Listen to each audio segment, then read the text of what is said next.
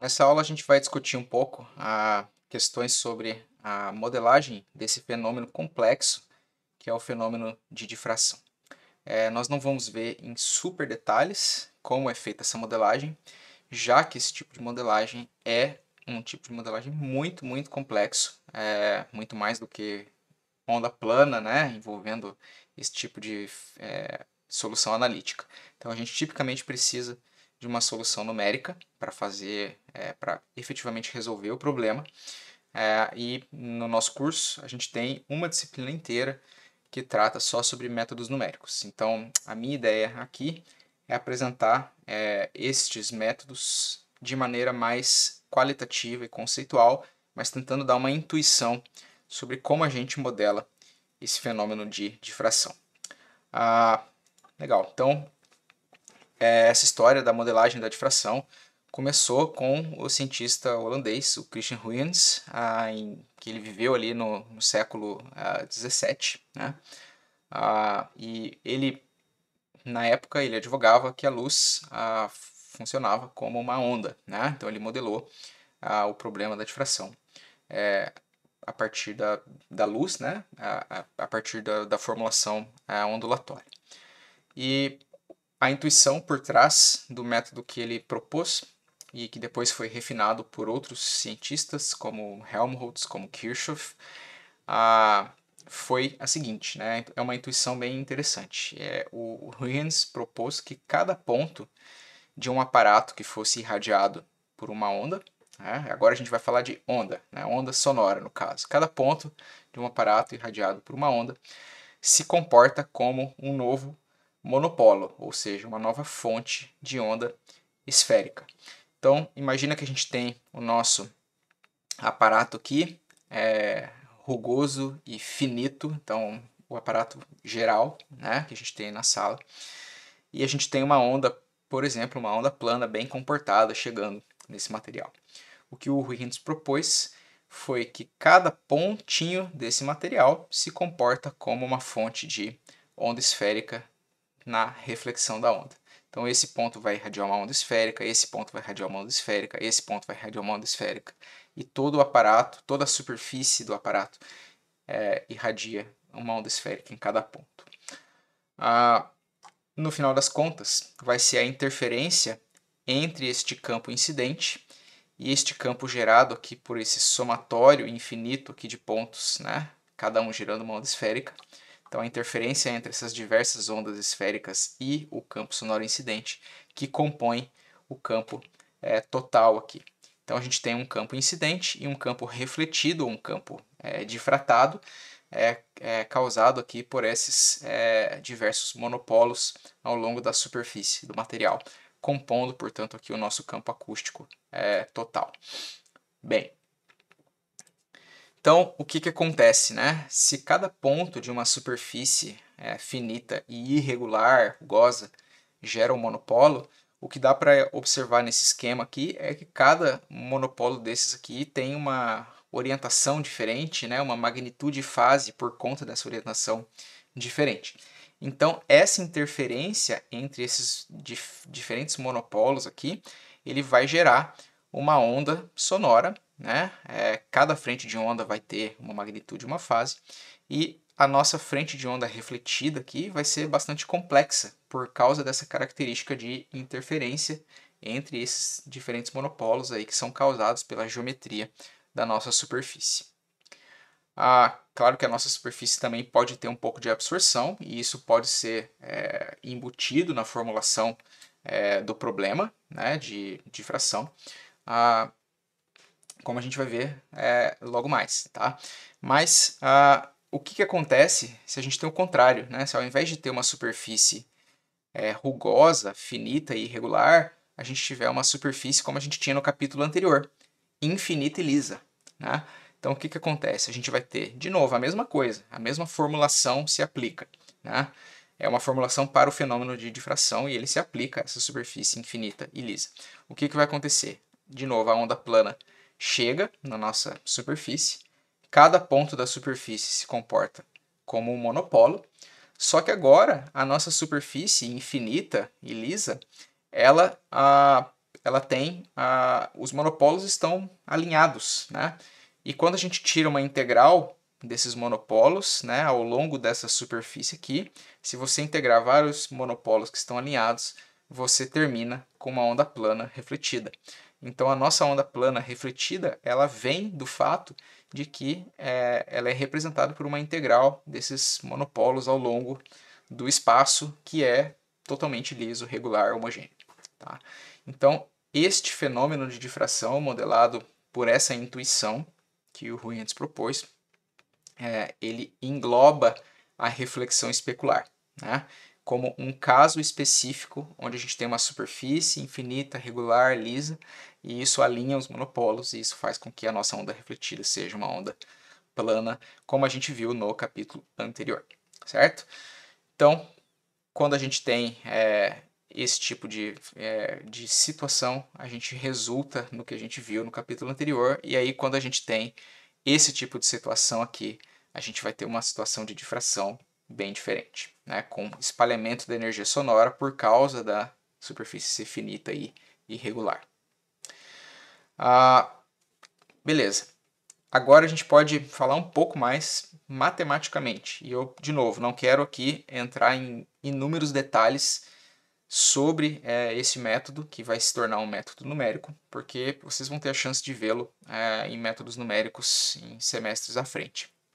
Mas eu quero dar uma intuição, e o que eu quero que vocês mantenham na cabeça é exatamente a intuição proposta pelo Huygens, que cada ponto da superfície vai se tornar um monopolo. E como que a gente transforma essa intuição numa equação matemática. Tá? Então, essa intuição, se a gente tiver um aparato aqui difusor, que vai ser uma geometria, que vai ter uma determinada característica geométrica, né? A gente tem uma fonte aqui numa determinada posição e um receptor nessa outra posição e a nossa superfície. Então, esse problema que o Huygens propôs, ele foi reformulado, refinado depois por outros cientistas e a gente termina com uma formulação desse problema, para um problema de difração exterior, chamado aqui de integral de Helmholtz-Kirchhoff.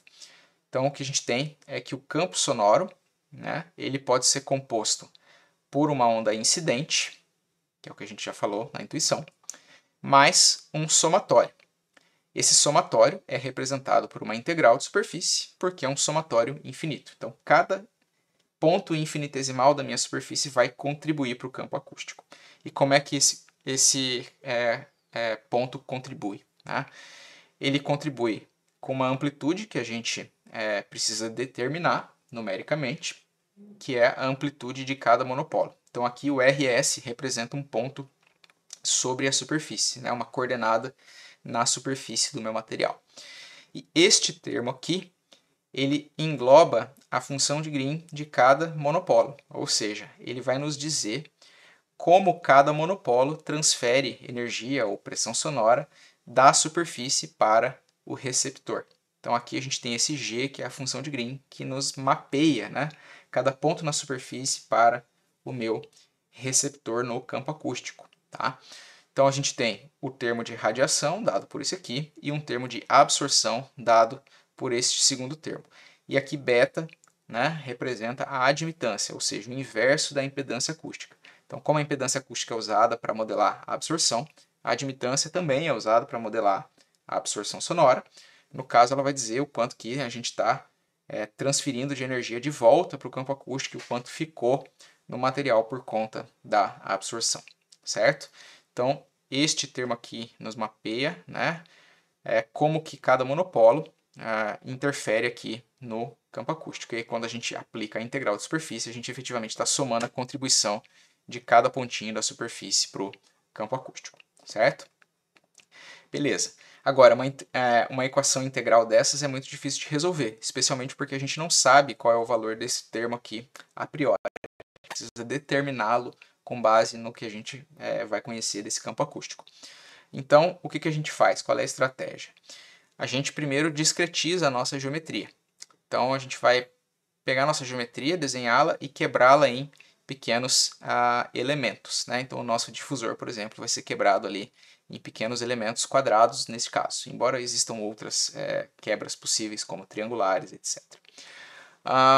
O que vai acontecer é que a gente pode assumir que a pressão sonora de cada ponto na superfície é dada por um termo constante, né? Então a gente vai terminar, ao invés de terminar com uma integral agora, a gente vai terminar com um somatório de integrais, e cada integral é a integral de área em um dado elemento só, e não mais a integral da superfície inteira.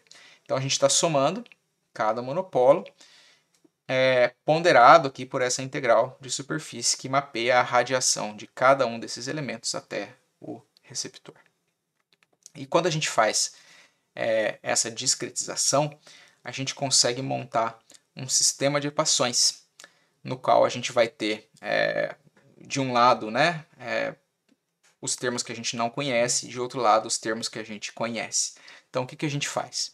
Numa primeira etapa, a gente a gente abre esse somatório. Vocês podem fazer isso em casa, se desejarem, e no livro está feito em detalhes, então vocês podem fazer acompanhando o livro para ganhar um certo poder aí de arguição matemática, tá?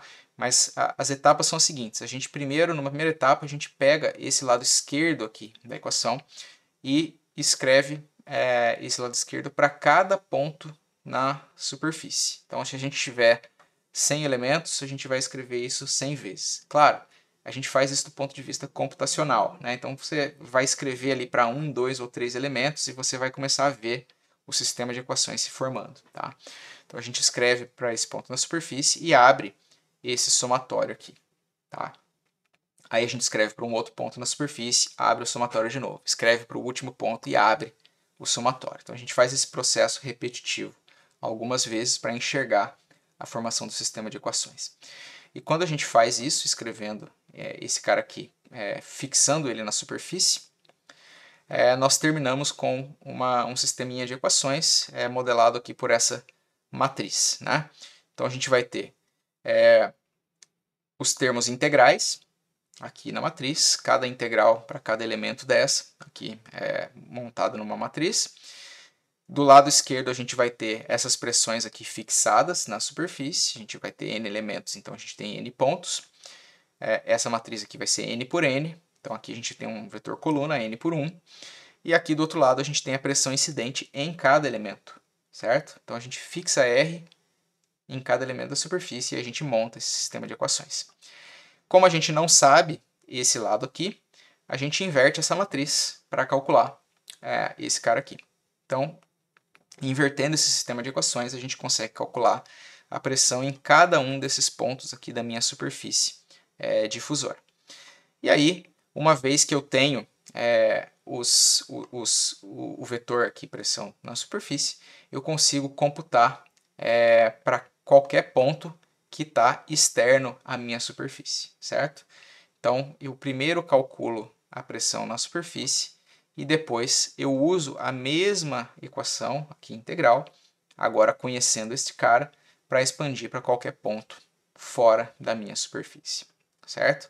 Então é um processo moroso que demanda programação do computador em um método, portanto, numérico, mas é um método bem conhecido, chamado de método de elementos de contorno ou Boundary Element Method. E é um método muito usado para modelar difração, porque é um método que naturalmente leva em conta o fenômeno físico da difração. Bem, quando a gente consegue então calcular a pressão em cada ponto na superfície, cada ponto fora da superfície, desculpa, no que a gente chama de field point, ou ponto de campo, né? A gente pode modelar como seria um experimento, por exemplo, numa câmara anecoica, né? Então a gente tem uma fonte, a gente tem o nosso aparato difusor que a gente modelou, ou que a gente vai até medir, a gente vai ver isso na aula que vem.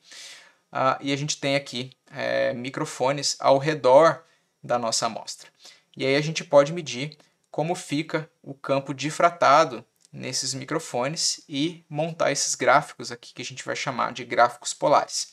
Eu vou falar um pouco mais deles nas aulas que vêm, até para poder entrar nos coeficientes que a gente usa para modelar os difusores, como o coeficiente de difusão e o coeficiente de espalhamento.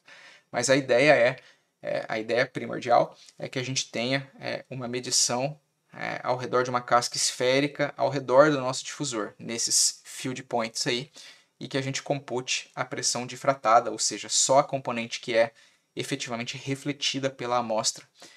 E aí a gente monta esse gráfico polar, e aqui a gente pode ver, né, que isso aqui é para um refletor plano, então já dando uma intuição sobre o que vai acontecer, né? A gente tem uma onda incidente nesse refletor plano nessa direção, e aqui a gente tem como a magnitude medida por cada microfone ao longo desse ângulo φ aqui de difração. Então o que acontece, né? Em baixas frequências, quando o comprimento de onda é muito maior do que o tamanho do meu aparato, e o meu aparato é liso, mas é finito, né? Quando o comprimento de onda é muito maior do que um aparato, a gente tem efetivamente um espalhamento da energia em direções mais ou menos uniformes. À medida que o comprimento de onda diminui e vai se tornando mais compatível com o tamanho do aparato, a gente vai ter um lóbulo principal de reflexão, mas bastante espalhado, né? E outros lóbulos secundários. E à medida que o comprimento de onda diminui, fica muito menor do que o tamanho do aparato, esses lóbulos vão se tornando cada vez mais presentes aqui ao longo do ângulo de difração. Então a gente vai ter vários e vários lóbulos e a gente tem um fechamento desse ângulo de reflexão. Então a reflexão vai se tornando mais e mais especular, concentrada aqui na direção de chegada da minha onda, que no caso é 0 graus. Se a minha onda estivesse chegando aqui de 45 graus, por exemplo, a minha reflexão daria nessa direção aqui e a gente ia ver, então, baixas frequências, um lóbulo bem espalhado, e aí à medida que a frequência aumenta, a gente vai vendo o lóbulo principal ali se fechando e os lóbulos laterais aumentando em número, tá? E diminuindo geralmente em amplitude. Beleza? Então isso nos dá uma intuição sobre como funciona matematicamente o fenômeno de difração, e eu espero que ao longo do curso a gente consiga fazer também um momento para mostrar um dos trabalhos que a gente tem de conclusão de curso na engenharia acústica, que trata sobre a simulação de difusores com uma ferramenta open source de elementos de contorno. Tá bem? Até mais!